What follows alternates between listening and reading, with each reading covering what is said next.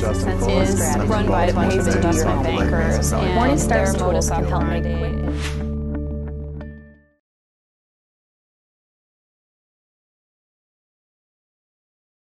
Nous avons le plaisir d'accueillir 3 gérants d'expérience sur les small et mid-cap européennes. Nous avons le plaisir d'accueillir Isabelle de Gavotti qui travaille chez AXA et qui gère le fonds AXA Europe Small Cap. James Ogilvy, juste à ma droite, qui travaille chez Lazare Frères Gestion et qui gère le fonds Objectif Small Cap Euro.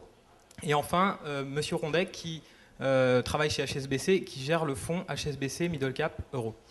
Alors la première question que j'ai envie d'aborder avec vous, c'est la question des valorisations. Alors, les small et mid cap ont largement surperformé le marché depuis 2 ans. On peut légitimement se poser la question du niveau des valorisations aujourd'hui. Est-ce que vous pouvez nous expliquer brièvement chacun quel rôle jouent les valorisations dans votre processus de sélection de titres, avant de rentrer vraiment dans le vif du sujet de la survalorisation du marché ou pas? Madame de Gavotti, si vous voulez bien commencer. Oui, bonjour. Donc au niveau de la surperformance des small caps, je commencerai peut-être par ça. La surperformance, elle n'est pas uniquement sur 2 ans, elle est aussi sur très longue période. Sur 2 ans, donc on atteint, sur 3 ans, on est à 18% de surperformance par rapport au large cap. Mais sur 5 ans, on est à plus de 12% aussi de surperformance. Il y a 2 raisons à ça. C'est tout d'abord la composition des indices small cap par rapport aux indices large cap, un univers qui est plus cyclique, plus un univers de croissance. Et le deuxième point, c'est aussi la corrélation des small cap européennes avec les pays émergents, qui est un niveau de corrélation qui est de l'ordre de pratiquement 80%. Donc ça, c'était le premier point sur la surperformance. Et pour revenir à votre question sur la valorisation, chaque SIM dans l'équipe Small Cap Europe et plus généralement dans l'équipe Europe, Equity Europe, ouais. La valorisation, c'est au centre, bien sûr, de notre process d'investissement et c'est vraiment une des premières étapes que l'on regarde, puisque tout titre qui est susceptible de rentrer dans notre portefeuille doit laisser un potentiel d'appréciation relativement suffisant pour pouvoir être rentré dans le portefeuille. Donc on a des estimations qui sont rentrées que nous faisons nous-mêmes, après les avoir validées lors de rencontres avec les managements, puisque aussi ça c'est une étape primordiale de notre process d'investissement. D'accord. Monsieur Ogilvy, chez vous, ça se passe comment ? Peut-être tout d'abord un commentaire sur la performance relative, et d'ailleurs l'évaluation relative, c'est quelque chose sur lequel nous sommes très très méfiants. Je pense que la surperformance, soi-disant, des small caps, d'abord il faut regarder sur quelle période, ça dépend beaucoup du point de départ. Et ça s'explique pour moi en grande partie par l'absence de financière, ou relative absence de financière dans notre univers. En ce qui concerne la valorisation relative, ce n'est pas du tout quelque chose que nous regardons. J'aime bien dire qu'au début 2009, si on regardait à l'intérieur d'un secteur les multiples en relatif des différentes sociétés, on n'achetait rien, alors que c'était le moment d'acheter. Donc la valorisation relative, ça ne sert pas à grand chose. Par contre, la valorisation pour nous, c'est vraiment au cœur de notre processus. On ne cherche pas dans notre fonds à recréer la classe d'actifs small caps. Pour nous, la classe d'actifs small caps, c'est un univers où on peut trouver des sociétés qui créent beaucoup de valeur, qui sont très rentables sur des marchés de niche qu'on peut comprendre.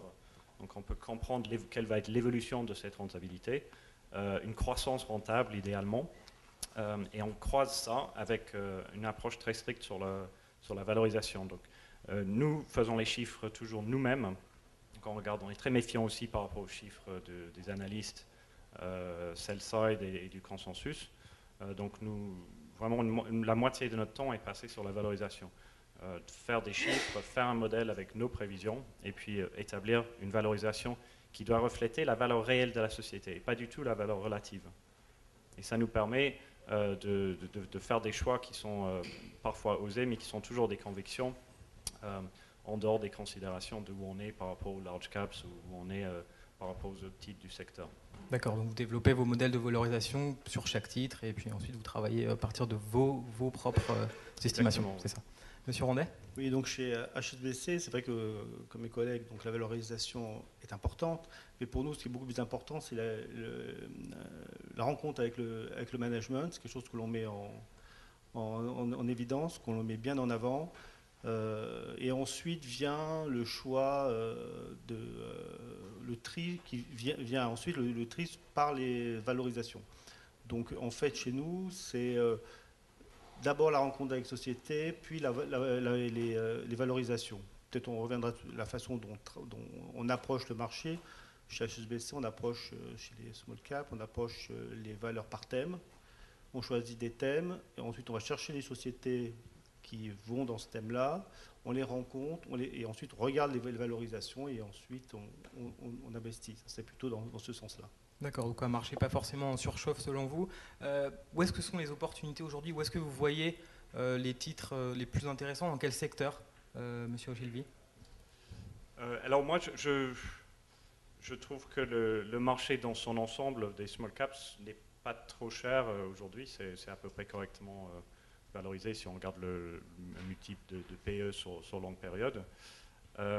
Ce que je trouve peut-être un peu inquiétant pour l'univers dans son ensemble, c'est le niveau des attentes du consensus en termes de bénéfices pour 2011. Parce que si on agrège pour toutes les sociétés, on n'est pas si loin en fait du niveau de 2007, ce qui me paraît personnellement un petit peu agressif.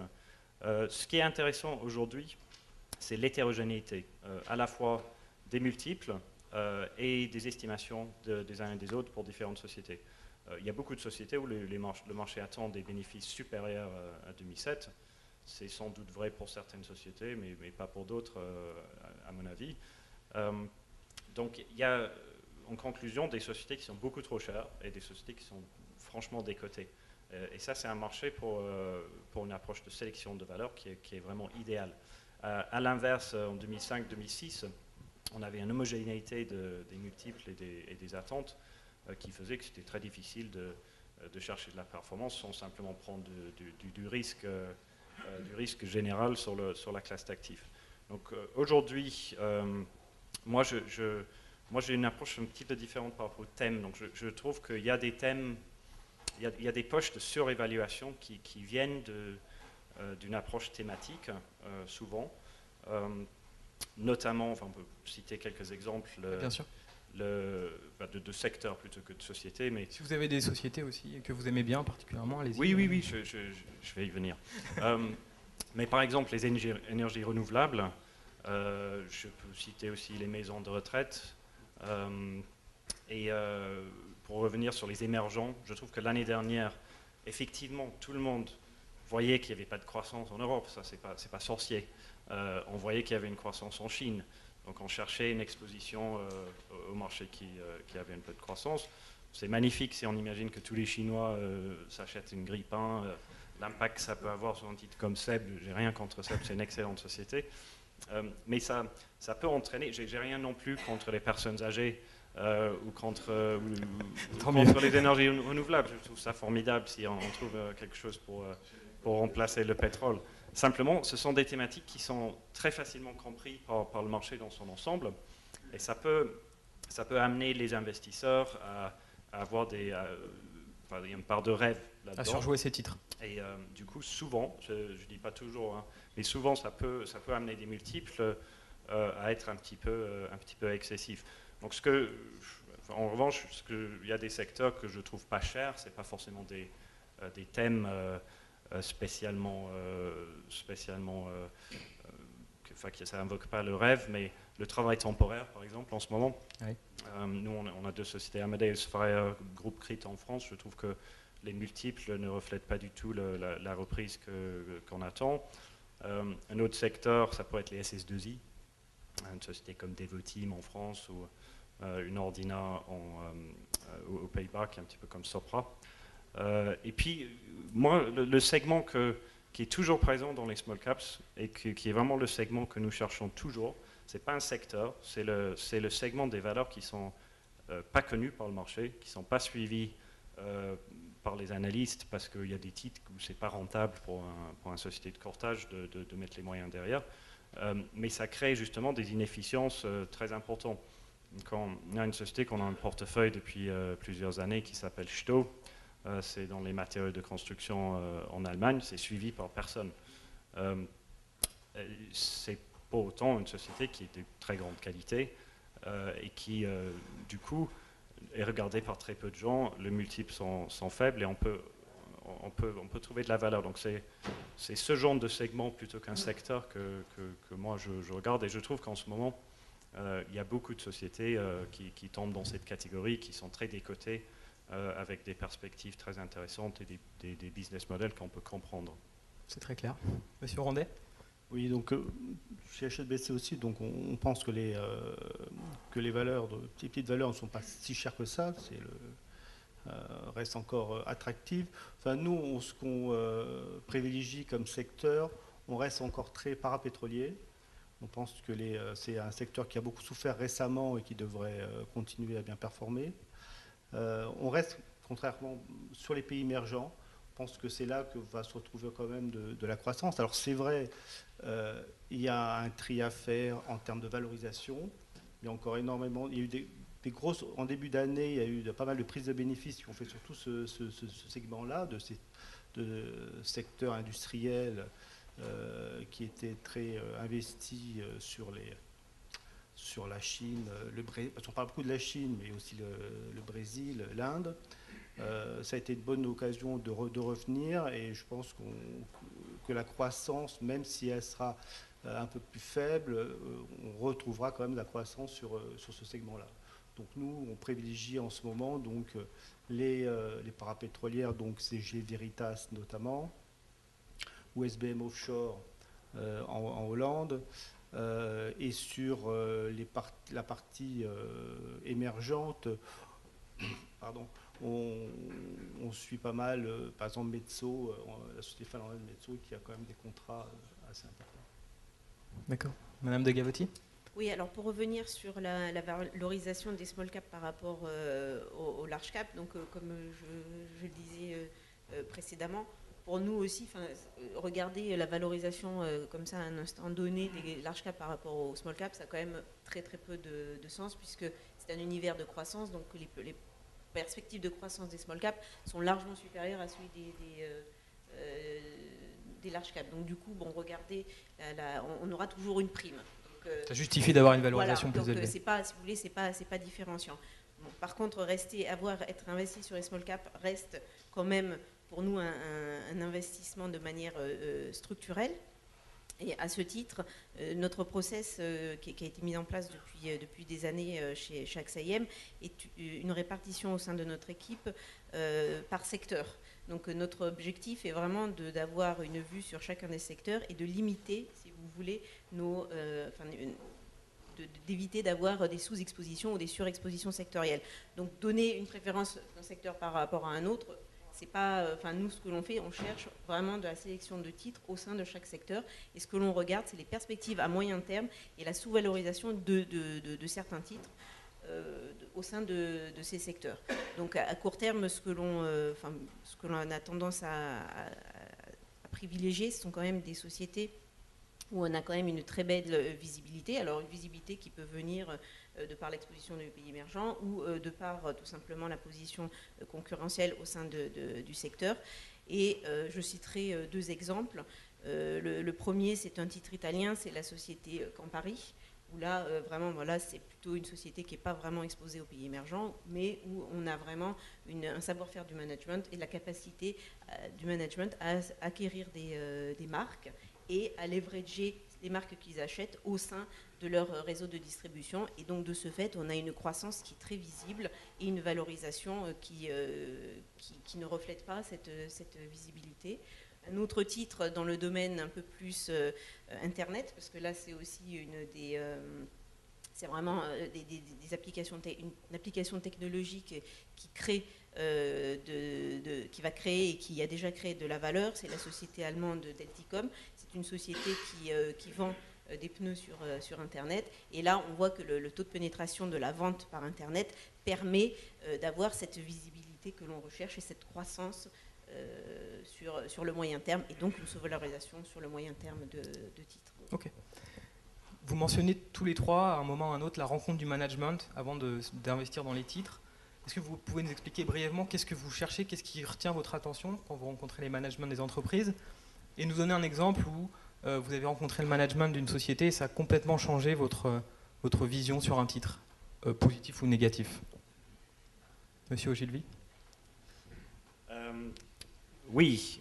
Alors, on ne peut pas investir sur un small cap si on n'a pas rencontré le management. Et on ne peut pas valoriser un small cap si on n'a pas rencontré le management. Donc c'est une étape effectivement qui est absolument essentielle pour comprendre le marché, pour comprendre la stratégie de la société.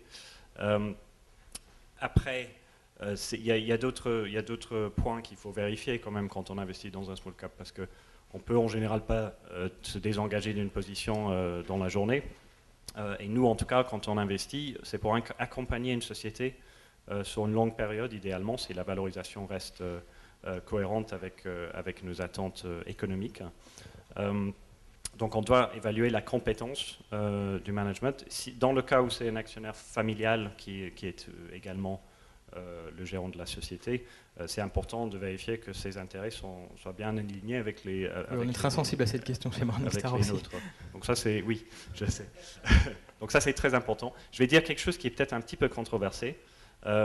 C'est que pour moi, le PDG d'un small cap a beaucoup plus d'influence sur sa société que le PDG d'une société du CAC 40, qui est entouré de beaucoup d'équipes, qui a beaucoup de différentes divisions, qui ne sait pas forcément ce qui se passe dans chaque usine.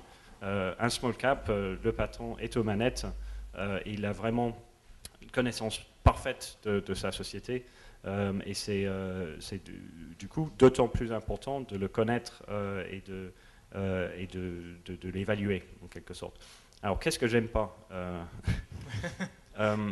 Il y a une chose qui me refroidit tout de suite, c'est quand je rentre, je ne vais pas citer des noms parce que c'est pas très gentil. Ils sont dans la salle, non, mais quand je rentre en réunion avec le management d'une société, et la première chose, c'est qu'il me parle de son cours de bourse. Et ça, je trouve insupportable. C'est important qu'il soit intéressé par la valorisation de sa société, mais ce n'est pas à lui de me dire combien ça vaut. Je peux vous dire, il y a beaucoup de sociétés qui commencent en disant, bon, moi en 2015, je pense que je vais faire tel résultat net et je pense qu'un multiple de 13 c'est approprié pour ma société. Et là, je referme le dossier tout de suite. Autre chose que j'aime pas, c'est quand le management, et croyez-moi, ça arrive, ne comprend pas comment la valeur est créée dans sa société et ne la mesure pas. Donc un management qui simplement réfléchit à la croissance de son chiffre d'affaires ou de son BPA, mais qui n'a aucune mesure de la création réelle de valeur. Et ça c'est aussi quelque chose que nous ne pouvons pas supporter. Okay. Monsieur Rondet? Oui, donc chez nous aussi, donc, la rencontre avec le management est important. Mais en fait, c'est les rencontres, parce qu'en fait, avant de prendre une décision, c'est pas la première rencontre, c'est souvent la deuxième rencontre. Dans l'équipe, nous sommes 4. La deuxième rencontre se fait systématiquement par un autre gérant, ce qui permet de croiser un peu les regards. Alors c'est vrai que ce qui est rédhibitoire, c'est les patrons qui sont obnubilés par leur cours de bourse, plus par leur cours de bourse finalement que par ce qui se passe un peu dans leur société.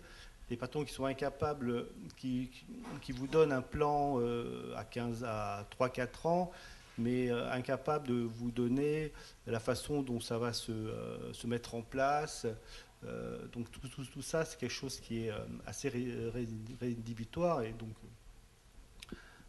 on évite de rentrer dans ce type de société. Le fait aussi de rencontrer les sociétés plusieurs fois, ça permet aussi de bien mesurer les changements, savoir si la façon dont est implémenté le business plan qui nous a été proposé lors de la première réunion. Ça, c'est quelque chose qui est assez important. Ça permet aussi le fait de rencontrer souvent, lorsqu'il y a des crises, finalement de ne pas sortir. Je vais prendre comme exemple la société chimique Lanxess, Donc c'est une société qui, bon, entre autres activités, sert des matières premières pour l'industrie pneumatique, pour Michelin, Nokian Tire, etc. Fin 2008, la société a vu... Alors c'est une société qui, on fait un rapide historique, qui a été en 2005, qui a été cotée en 2005. C'est un split de Bayer. Donc toute la première partie de la vie de cette société, c'était une restructuration assez importante de toutes les activités. Donc on les revoyait assez souvent pour voir comment se passaient ces différentes opérations. Fin 2008, la crise les heurte tout de suite, assez fortement, puisque du jour au lendemain, Michelin a arrêté toute commande. Donc là, on est allé les voir de nouveau, et c'est vrai qu'on était prêt à sortir, parce qu'on disait, bon, bah, ça y est, l'histoire est finie. Mais là, en fait, le management, finalement, nous a convaincus, nous a montré la façon dont ils allaient s'en sortir, entre autres en accélérant leur plan de restructuration. Et c'est vrai qu'au bout de 6 mois, la société s'était restructurée beaucoup plus rapidement que prévu, puisque l'époque leur permettait finalement. Et dès que le marché a commencé à repris, il y a eu un effet de levier assez important. Donc c'est vrai que les rencontres des sociétés est importante, c'est pour suivre la vie de toutes ces sociétés. D'accord. Madame de Gavotti. Oui, alors donc évidemment aussi chez nous, la rencontre, c'est au cœur, parce que quand on gère des small caps, on voit forcément les dirigeants qui sont quand même les artisans de la création de valeur de ces sociétés. Donc ce qui est primordial pour nous, c'est de comprendre dans quelle mesure la société va être capable de surperformer les acteurs de son secteur, et de comprendre comment la stratégie que le management aura mise en place va être une stratégie gagnante, et surtout va permettre de nous faire, de créer de la valeur, et donc de générer à la fois du cash pour rémunérer les actionnaires, mais aussi pour réinvestir dans son business. Donc encore une fois, pour nous, la rencontre est essentielle dans le détail des estimations que l'on fait sur ces titres, et la valorisation qui en découle sur le moyen terme. Ok. Je vois que Frédéric me fait les gros yeux parce qu'on prend plus de temps que nécessaire. Juste... On avance, il va bientôt falloir faire circuler le micro pour les questions. Juste une dernière question qui me paraît assez importante à aborder sur la classe d'actifs, en fait, c'est la question de la gouvernance, la corporate gouvernance de la part des petites et moyennes entreprises. Monsieur Rondet, est-ce que vous avez des éléments à nous apporter sur ce sujet qui vous tient à cœur ? Oui, chez HSBC, donc comme beaucoup de sociétés de gestion, aussi. On a une politique de vote assez... on est très investi sur cet aspect-là. La façon de voir... j'essaie de voir l'évolution de cette gouvernance. Est-ce que la gouvernance des sociétés... Là, pour l'instant, je parle des sociétés en général, petites et grandes valeurs. Comment mesurer l'amélioration de cette gouvernance? En fait, l'amélioration, on s'est rendu compte de la meilleure façon, c'est de voir l'évolution du nombre de votes contre, avec les années. Alors clairement, ça s'est bien amélioré, il y a une amélioration. Il reste toujours deux parties qui sont toujours un peu touchy. C'est tout ce qui est rémunération, plan de stock option, qui ont souvent des aspect assez dilutif, assez important. Donc ça, par contre, ça n'a pas trop évolué, et ça représente en général 60% de nos votes contre. Maintenant, essayer de voir si les petites valeurs évoluent de façon différente. En fait, les petites valeurs évoluent de la même façon. Il n'y a pas un problème de gouvernance plus fort sur les petites que sur les grandes. Sauf, bien sûr, que les petites valeurs ont plus de mal c'est plus compliqué pour eux de mettre, par exemple, en place un comité de rémunération. C'est complexe, ça coûte cher. Donc ça leur a plus de mal. Avoir aussi un conseil d'administration avec des indépendants, là aussi, ils ont beaucoup plus de mal à faire venir des indépendants. Une société qui fait 500 millions de market cap a un peu de mal à faire venir des administrateurs indépendants. Donc, nous,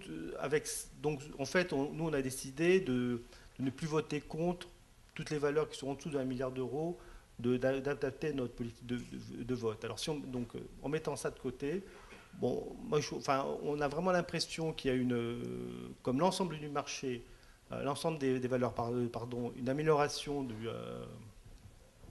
de la gouvernance, et il n'y a pas de risque plus important, il n'y a pas un décalage grand des petites valeurs. Ça, on est quasiment sûr.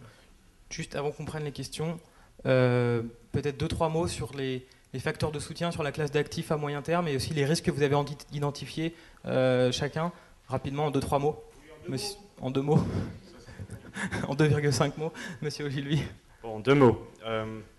Le soutien, ça vient du fait que en masse, les small caps créent plus de valeur que les grandes capitalisations, et il y a plus de croissance. Donc boursièrement, si on investit un multiple raisonnable, ça devrait donner sur longue période une performance supérieure. Le risque, c'est clair, le risque c'est la liquidité. À chacun de le gérer comme... c'est un élément important de la gestion small caps. Ouais. Un événement Lehman, c'est un risque plus pour les small caps que éventuellement pour les large caps en dehors des banques. Madame de Gavotti. Je n'ai pas beaucoup plus à rajouter, puisque pour nous, donc encore une fois, les small caps, c'est un investissement structurel, parce que structurellement, c'est un univers qui est en croissance. Donc c'est un investissement que l'on doit considérer comme structurel dans un portefeuille. Et le risque, bien évidemment, c'est le risque de liquidité. Et chez nous, c'est le premier risque que l'on prend en compte, puisque le premier filtre dans notre process, c'est la liquidité, qu'on soit capable justement de pouvoir monter en termes de répliquer notre performance en fonction de la croissance de nos actifs. Monsieur Rondet, la liquidité aussi. Alors voilà, le plus gros risque reste la liquidité. C'est pour ça qu'on est extrêmement prudent, on fait très attention à la liquidité des titres que l'on met en portefeuille. Très bien. Et on a le temps pour des questions du coup. Allez, là, on y va. S'il y a des questions, on a la chance d'avoir 3 gérants sous la main. Est-ce qu'on vous prête un micro Est-ce qu'il y a besoin d'un micro? Alors en attendant que... Ah bah oui, là, monsieur... Sur la liquidité, c'est un point important de votre gestion. Est-ce que vous êtes arrivé à la définition d'une limite en termes de capacité maximale au-delà de laquelle il ne serait pas raisonnable de gérer des small caps? Alors, chez nous, donc, on a des contraintes bien précises. On doit être capable de liquider notre portefeuille, un pourcentage de notre portefeuille dans un nombre limité de jours. Et compte tenu du niveau de capitalisation boursière dans lequel on investit, qui est compris entre 400 millions d'euros et 4 milliards d'euros, donc, globalement, on s'est fixé une limite, alors qui varie forcément en fonction des périodes des marchés, mais globalement, on arrive à une capacité maximale de la classe d'actifs de l'ordre de 3 milliards. Est-ce qu'on a d'autres questions? J'ai une petite question qui est simple, mais la réponse... ça joue quel rôle dans un portefeuille? Vous conseillez d'en mettre combien dans un portefeuille pour un particulier? Alors vous évitez de me dire 100%, mais des small and mid cap, on en met combien dans un portefeuille? En synthèse. Ça dépend évidemment de la définition du small and mid cap, mais chez nous, la définition, ça va jusqu'à 2 milliards. C'est à peu près 5% de la capitalisation boursière de la zone euro et à peu près 10% en termes de nombre de sociétés. Donc pour nous, en dessous de 5 à 10%, on est sous-pondéré small caps. Ok. Si ça répond à votre question. Oui, c'est très clair, Isabelle. Oui, alors moi j'allais donner une réponse. Si on prend de certains indices comme l'indice MSCI, on s'aperçoit, le MSCI Europe, on s'aperçoit qu'il y a à peu près 15%, 10 à 15% des titres qui ont des capitalisations inférieures à 4 milliards. Hein. Donc chez nous, la barre est plutôt à 4 milliards. Donc je dirais de la même manière, si on va avoir une exposition au small cap, on a un positionnement entre 5 et 10%. Et si vous voulez surpondérer, c'est à peu près le range que l'on donne. D'accord. Toujours en gardant un horizon d'investissement de long terme, en particulier pour les small et mid cap. Exactement, parce qu'on est là, encore une fois, pour accompagner la croissance des sociétés. Et donc, c'est vraiment sur du moyen terme. Ok. Une question sur le croisement entre la différence small caps et large caps et croisé par l'analyse sectorielle. Est-ce que vous avez noté des différences importantes selon les secteurs entre les différences de performance entre large et small caps, et plus précisément lesquelles? Enfin, ça, je peux répondre. C'est quelque chose, nous, qu'on regarde à peu près tous les mois. Et vous avez des performances qui sont vraiment complètement différentes. On prend par exemple l'année dernière le cas du secteur de l'énergie, où on avait un secteur small cap qui était en croissance, enfin une performance de plus de 40-50%, quand l'univers large cap était flat ou à peine positif. Donc vous avez vraiment des secteurs où vous avez des divergences qui sont colossales. Mais ça, on revient au caractère intrinsèque de l'univers, qui est un univers de croissance, où vous avez des challengers qui sont là et qui viennent prendre des parts de marché, si vous voulez, aux opérateurs historiques, ou qui viennent mettre en danger certains business models de gros opérateurs. Donc c'est bien là l'intérêt de cette classe d'actifs, c'est d'aller choisir des sociétés qui vont être capables de prendre des parts de marché et de croître plus vite et de potentiellement aussi devenir des proies pour des gros acteurs. C'est pratiquement vrai selon les secteurs. Enfin, là, j'ai les chiffres avec moi si vous voulez, mais c'est vrai sur l'ensemble des secteurs. L'année dernière, le seul secteur sur lequel ce n'était pas vrai, c'était le secteur de la consommation discrétionnaire, pour deux raisons. Le luxe qui est très peu moins représenté, on va dire, au sein de l'univers small cap, et vous aviez le secteur automobile qui avait extrêmement bien performé. Vous avez des représentants dans les small cap, mais où le gros de l'univers est quand même tiré par les constructeurs. Donc c'était vraiment, l'année dernière, c'était le consumer discretionary qui était le plus, où ça se vérifiait le moins, on va dire. Une dernière question à droite. Oui. Ah, bon. Est-ce que ça marche là? Oui. J'ai une question pour vous, Mathieu Caquino, justement. Je regardais le livret qui est très bien fait. Là, on a les trois fiches sur les trois gérants. La notation qualitative est la même pour les trois. Oui. Et il y a quand même des gros écarts de performance. Oui. Qu'est-ce que vous nous recommandez de regarder comme ratio pour faire le tri dans ces trois personnes, puisqu'ils ont la même note? C'est une question piège. Je vais y répondre. Moi, je vous recommande de venir à la session qui a lieu d'ici 3/4 d'heure, où justement Mathieu Caquino, Thomas Lancereau, Mara Dobrescu, qui sont les trois analystes fonds, vont vous expliquer comment ils dépiotent les fonds, comment ils regardent la performance et comment ils mettent la performance en perspective, et comment, à performance différente, on peut être au taquet, avoir d'excellentes notes. Bon, je reposerai la question. On reposera la question tout à l'heure. Je remercie les trois gérants.